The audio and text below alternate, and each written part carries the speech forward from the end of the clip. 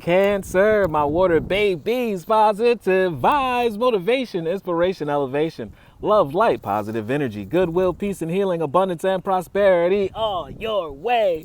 Please like, share, comment, and subscribe. And this page has been a blessing to you. Check out my LinkTree. Link is in the bio. I do have some special treats there for you. Your word of the day is a new opening. A new opening. It means that a door is giving you a new lane, a new path, a new gift. Maybe you've been watering about 5 plants, 5 different talents, 5 different gifts, but which one is blossoming? Which door is opening? Go down that path, because that's going to lead you to prosperity and abundance. And the rest of the flowers and doors, they're opening at the right time. They still need some time to be set. They need a little bit more watering, but what is the great idea and the intuition and gift that you have right now that you can start today and change your life?